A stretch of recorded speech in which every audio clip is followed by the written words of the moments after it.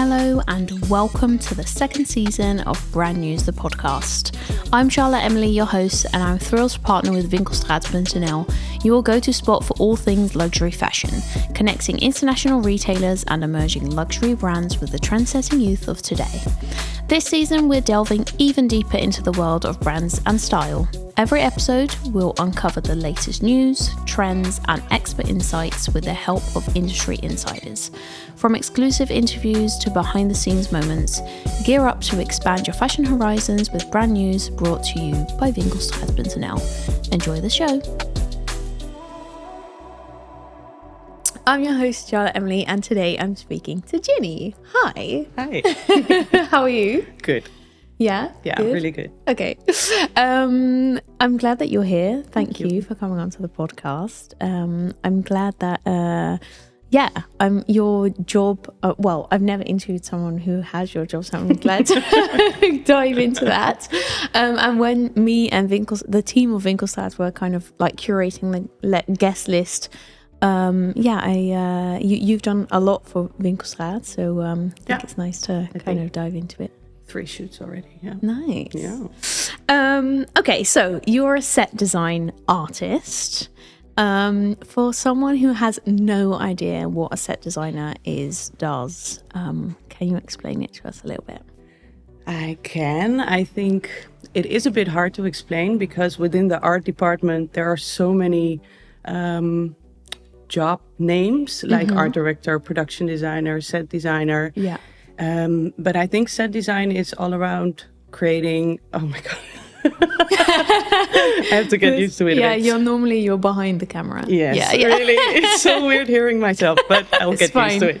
Yeah. But I think set design is the most about creating an environment around a model or around a product, which makes the product or the model stand out more, or it can be really storytelling. Yeah. And it's really, really diverse. It can be just like one prop, or it can be like a whole environment, like with walls and or like that. So I think it's super wide. Yeah, because like you said, the other job titles, I feel like maybe art direction is something that you would maybe see more often, or I don't know, job openings on LinkedIn or something. True. So how does set design differentiate from other jobs in the same field? I think for me, it's the production of the set as well. Like art direction is thinking about the concept and more in general, what vibe do we want? And with set design, it's also about really building it. For me, I do set design and set construction. I really combine it.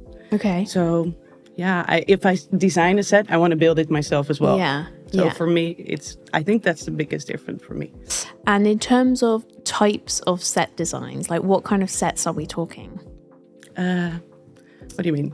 Like, I know from researching your work that you've done visuals, like window visuals, like store visuals, photo shoots. Like, what types of sets are there to design?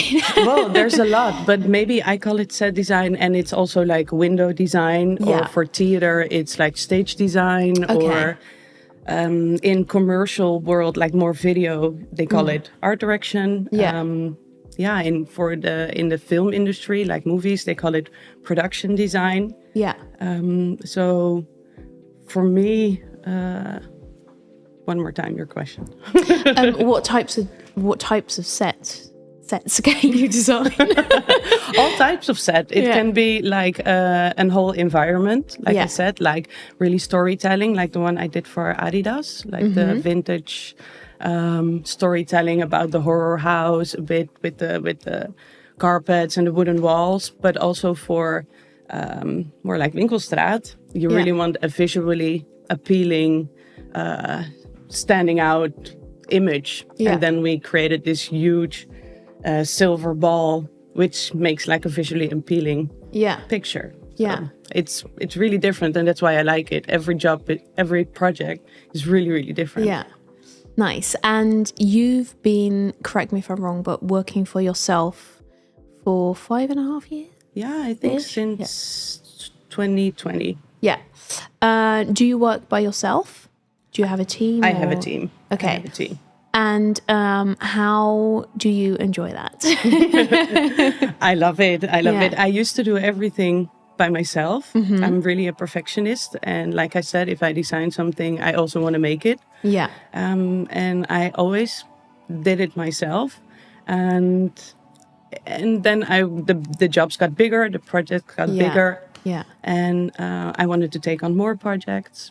So then I had to start getting people in, like, okay, come and help me. Yeah. And I think I'm really picky with who I'm working with. So if I'm working with someone, I really want them to be really good at what they do. Yeah. Like they have to be really good with the sewing machine, or really good painters or sculptures, and in that way we created a really nice team. I think. So how big is your team? I think, well, we're all freelance, but we all work together. I think 5 to 6 people and interns. Yeah. And on some jobs, I need 3 of them. Other jobs, I need all of them. Some jobs I do myself. So it's really different. Every project is different. And before that, before starting your own business, did you work at a company, or did you come straight from studies, or how did you navigate? It's a story. Yeah. I used to work in healthcare. Okay. And my parents, they are both from the same industry. My dad is a director, and my mom, she is a producer. And they have their own film studio. And after high school, I thought that world is a bit too far from me still. It looked really hectic and like a lot. And I thought, let's go for having a diploma, and I thought, let's go for healthcare. And because healthcare you can do all around the world, always. So I got my diploma, and then I wanted to work in the operation room, and I found out it's really not my thing. And that's already... The ideas freaks me out. Oh, no, it was amazing. For a long time it was really amazing. You actually operated on people? No, not operated. No, but I assisted. And I used to work in a clinic for, what's it called, like plastic surgery. Oh. Yes, so it was like pushing in silicones. And yeah, it was really cool. It was really nice. Set design on people. Yeah, really. But it wasn't my world. Okay. Like you have to wear the white suit every day, taking off jewelry, masking tattoos, and just the people, non-creative. I didn't like it. So I went to work in my parents' studio. And after a short while, I was like, oh, I want to be with the crew, not like hosting the crews. And then I start doing an internship at Hazaza. It's like a production company for commercials. Okay. And I think they really saw it before me that I had to work in the art department and not in production. So they told me, go do the art department. Your talent is it's elsewhere. There. Yeah, I really like that. I was always helping with finding locations, dressing the locations. And they were like, to go do that. So I went to the Chamber of Commerce straight after. And and I started for myself. And I did a lot of assisting in films and series. But that was way too long for me also. Like then you're on a project for 6 months. Yeah. And for me, it was way too long. I needed more diversity and new project. And also in films and series, it's more about creating realistic worlds, like a bedroom, a living room, children's room, and again. And I didn't really like it anymore. Yeah. And I was working with a production designer, Bram Doyer, and I learned a lot from him. And he told me one day, like in the film, they needed a decor piece, like the people, they were building something, but it had to be built by one of us, of course. Okay. And I built that, and then I found out, oh, I love to make. What was it? It was really stupid. It was like a really big wall of waves, and I had to paint it. Definitely not stupid. No, I think now it is a bit stupid, but I painted it, and I was sewing it, and I was really, really getting enthusiastic about that. Yeah. And then I got a call randomly. I don't remember how or why, from Romy Trebush. She's a photographer and a really good friend of mine. Okay. And she asked me, "Do you want to make a set for me?" I was like, no, I don't know you at all. Why would I? She was like, yeah, I have this really cool model and I think we can create something really cool and really nice. It's like, okay, let's go. And then we did that. And everyone on set, they told me, you're a set designer. And I was like, set designer? What the hell is set designer? You were Googling what is it? I was an art director in my opinion in that time, or assistant art director. And they were all like, yeah, you should have an agency and go be a set designer. And then I was like, oh, this is really, I was Googling it. Like, what is it? And it's super wide. And like I said, it's really hard for me to explain what it is because it's so different every project. Yeah. Every client wants something completely different. So that's such a great story, though, how you got there. Yeah. Thank you. A bit long, but... No, amazing. But yeah. Nice. You just mentioned that you worked on films and series. And earlier on, you said you also worked on fashion. Well, you just mentioned Adidas and Winkelstraat. How are these different? Because besides the time, like, how do these sets differ from maybe entertainment and like fashion world? Well, I think that in movies, it's all about the storytelling, and in fashion photography, it's about the fashion. Yeah. So the sets don't have to be like storytelling. They don't have to be realistic.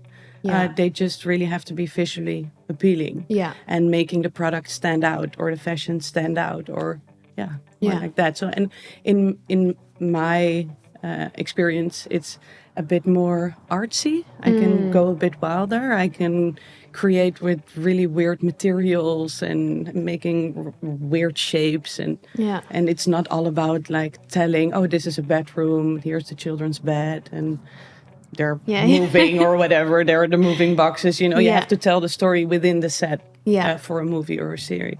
And with fashion photography, you don't. You have to make the product stand out. Yeah. Nice. I am trying to imagine because I know nothing about sets.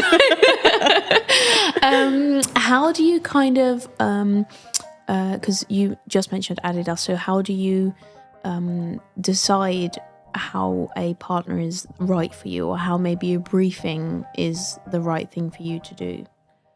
I decide if I like it. Yeah. I think that's the most important for me. If I don't like the concept, it's really hard for me to be really creative about it. And sometimes I change the concept a little bit so I like it more. And usually clients also really like it. Yeah. But I also have an agent, and she really helps me deciding, like, this is good for your portfolio, this isn't. And I think we decide together, but for me, most important is that I like it. Yeah. That I like the concept and the brand. And and if so, the example of Adidas that you gave, if we use that in this instance, they contact you, or do they go through your agent? Depends. Sometimes there's a lot of requests for projects through Instagram. Yeah. And then I text back, like, you should contact my agent. Yeah, okay. And then the agent, she collects all information, like what is the concept, what is the brand, what is the date of the shoot, what is the budget, do you already have a mood board on something you want? She collects all the information. Okay. And then I got one big email, like, this is the date, this is budget, everything. And then you decide kind of how it would work for you. Yeah, usually the deadline is like, we want all of this, and it's in 1 week. Yeah, that's the most common thing, really. Yeah.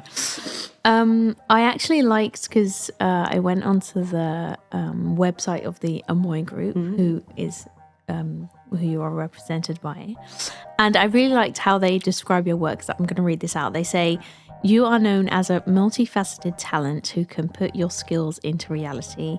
Your construction skills and eye for detail gives you the ability to design and create sets for fashion and advertising, including painted backdrops, interiors, hand-sculpted props, and cubes to pose in. She can do it all. Wow. I feel flattered. Really love that.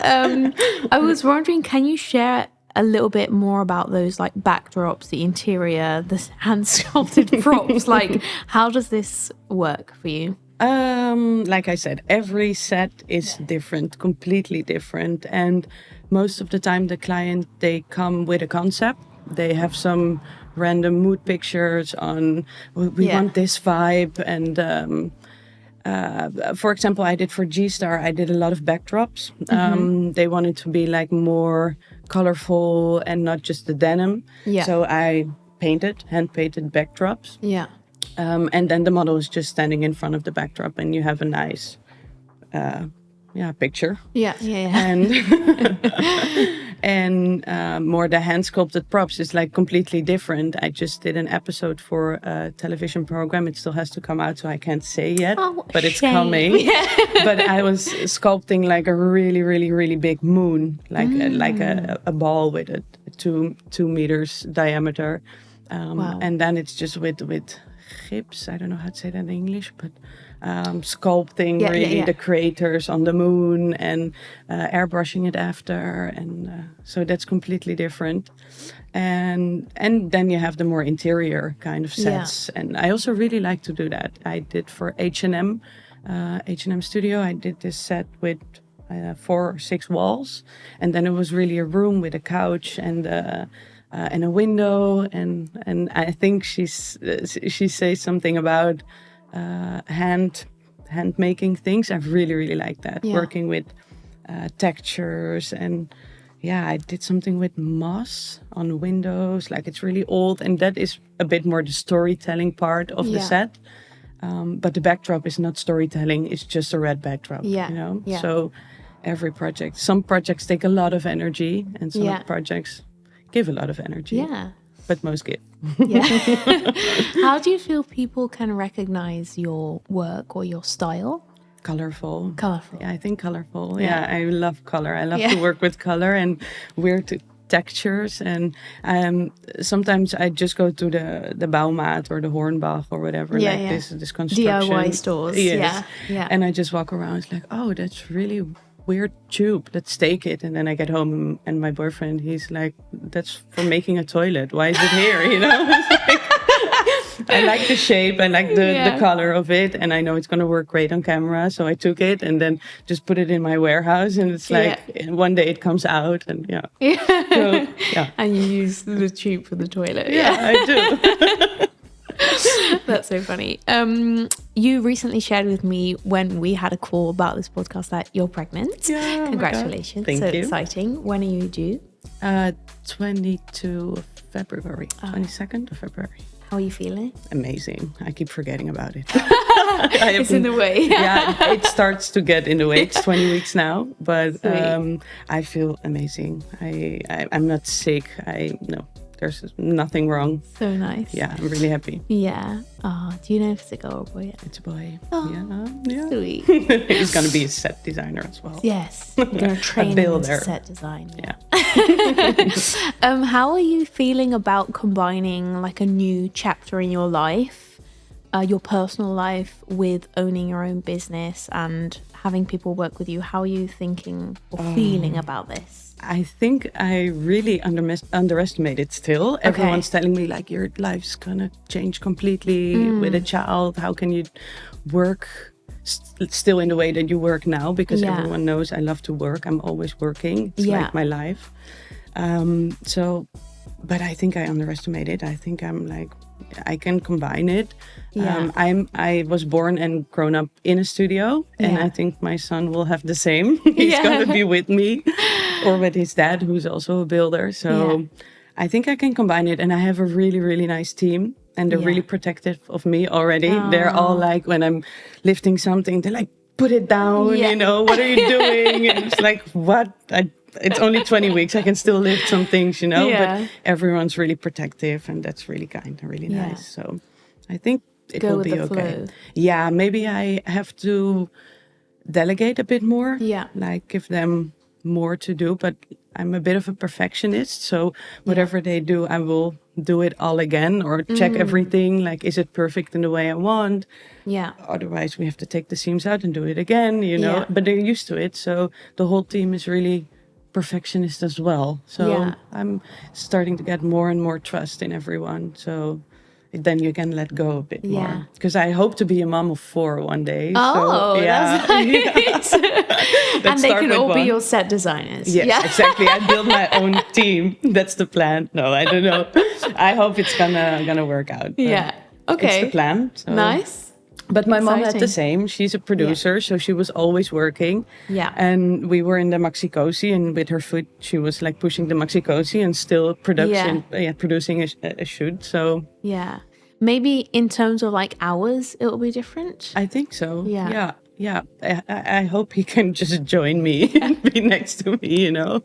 Only when I'm with spray paint or whatever, he has to get out. But yeah, I think we can. I think I can do it, but I have to see it. You can, for sure. For sure.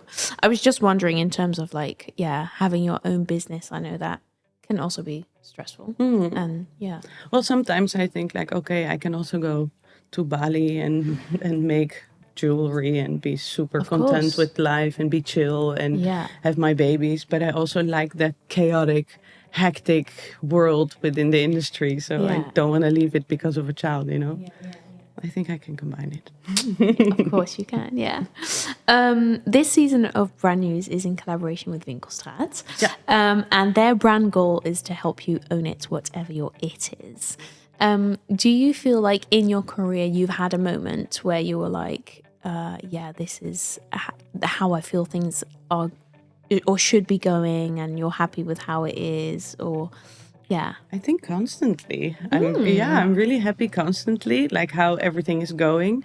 Yeah. I did not yet have like a major fuck up or something. Clients are really happy, and I love every project. And I think a highlight was with Marina Abramovic. Yes. That was when they asked me for that. I was like, wow, okay. Yeah. Well, they first said, like, do you want to have? Are you available then? Yeah. And I was like, but only in my own studio. I'm shooting in my own studio, a bit arrogant. And then they said, oh, that's fine. It's with Marina Abramovic. I was like, oh my God, she's coming here. Are you kidding me? What did I say? But it was amazing. And they trusted me completely. So I felt really... Because it was a magazine cover, right? Yeah, for Numero magazine. Yes, yeah. Amazing. Yeah, it was really cool. Do you get nervous? I was a bit, a little bit, because I heard like people were saying, she doesn't like ladies. She only wants to work with men. Oh, and I was like, shit, you know, I'm not. And then she came and she was super, super kind. She was like, so because she really likes to work with young creative people, and I think we were all young and super excited and. Yeah, the team. It was really, really cool. And she was like, who did this? Oh, I love it. Who did this? Oh, I love it. Yeah, she was so really kind. Yeah. That's an amazing project. Yeah. Yeah, it was really nice. I want to highlight some of the work that you've done, and the campaign with Marina Abramovic was, I put it at the top. Of course. But also the Adidas Halloween campaign that you did. Yeah. You did an amazing window installment for a Dutch brand, Flaneur. Yeah, that was amazing. Yes. That was really amazing. Something so completely new. Yeah. Yeah. You worked with H&M. You've done stuff for Nike. Also another Dutch brand, Baller. Yeah. I feel like the list is, it goes on and on. What has your favorite collaboration been? Oh, that's really hard to say. I think I really liked the H&M studio one. It was with Daniel Sars, the photographer. And for me, that was a completely new experience because he was like, hey, can you make a set? I was like, yeah, of course. What is the concept? And he was like, there's no concept yet. There's just this project you did I like, and this project, make some kind of a combination. And those were really, really different. Those were like the Adidas campaign, and the latex wall I did for Wasteland poster. No, I don't know. It's like a wall covered in latex. It was for the latex Wasteland party. Sounds fun. Yeah, but completely different from the Adidas. I was like, what the fuck, you know? What does he want? Latex and Halloween. Yeah, it was really completely different. And I made a mood board, like, okay, fingers crossed he's gonna like it. And he loved it. And there was total freedom. Like, just make something you think is cool and I think is cool. And so I was like looking through his Instagram, like, what is his style, you know? But that was the first time they just let me completely go free. It was scary as well. Yeah. But there was no concept around it. It was just like make something super cool. And I really like doing that. And also really scary. Like when they come over here, you had to send pictures, you know, like this is what I made. Yeah. And if they don't reply immediately, you're like, oh my God, I fucked up. But he loved it. And that was really cool for me. So I really loved that one. Yeah. Do you feel like it's sometimes difficult maybe to decide on what like the next best project is for you? Or do you kind of work with this is how I would, or this is what I would want to, where I would want to be at with my company in a couple of years, or how do you? I would like to go to different countries because in the Netherlands, set design world isn't that big. There's usually not that much of a budget, but clients really want a lot. Yeah. So you have to invest. Dutch. Yeah, it is really Dutch. And I think in other countries, maybe in France or in the UK, they're willing to put more money into it. Also, there are more set designers, so they know a bit more about the industry. And in the Netherlands, it's not that big. Yeah.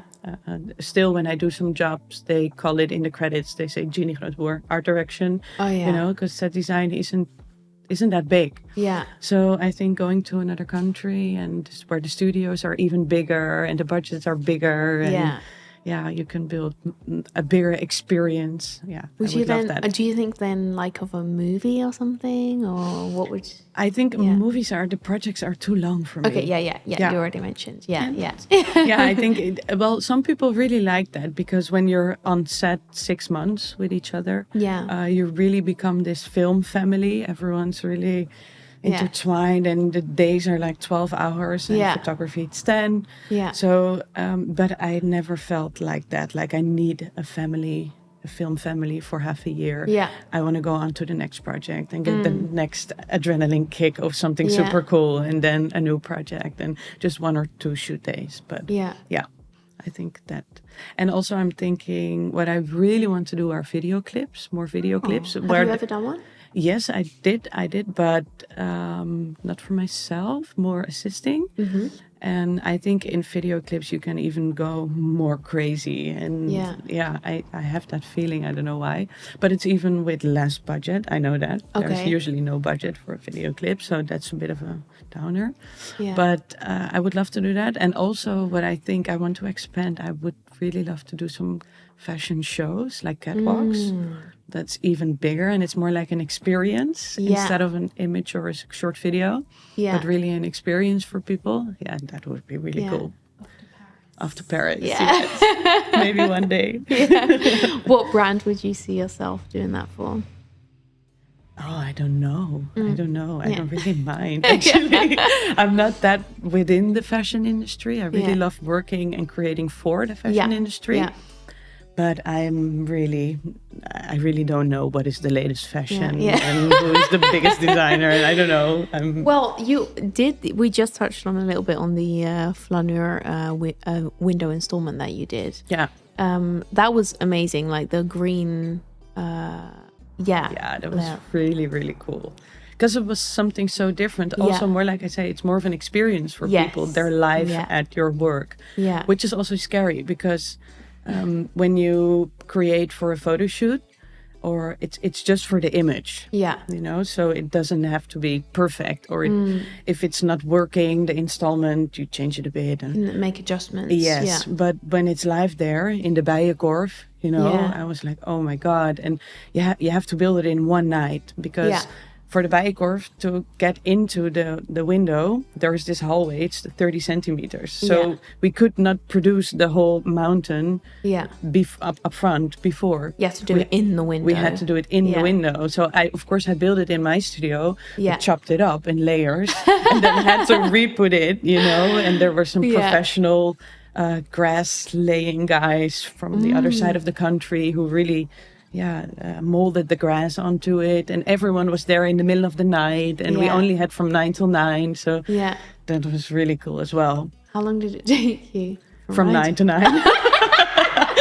No. I think we finished like 3 a.m. Okay. And then we had some problems with the lamp after, so we had to come back the next night, but everything was fixed. And amazing. Yeah. That I'll was have really to cool. share an image of this because it's still live. They have it in the window now. We took it out of the Bijenkorf after a month. Yeah. And now it's at the window of Flaneur in their shop.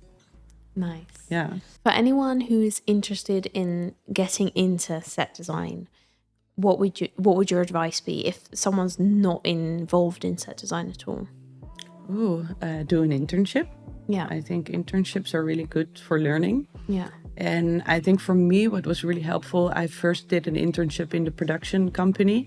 And when you're in the producer world, you see all the departments. So you get to know everyone from light departments, grip, makeup, costume, and you see exactly what's needed for all the departments. Yeah.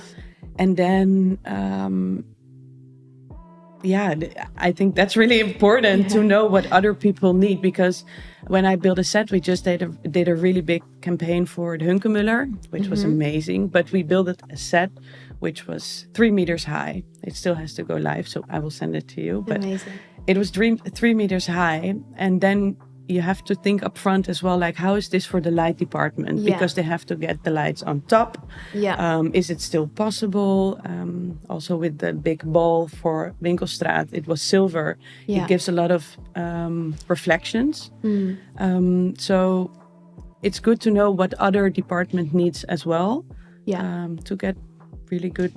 To be really good in your own department. So for me, the production internship was really helpful, and I really liked it. Yeah. And also, I got to build my network there. Yeah. I met a lot of people. Yeah. Like just doing production work. Yeah. Well, not just production work. It's really tough, but I think that's really helpful.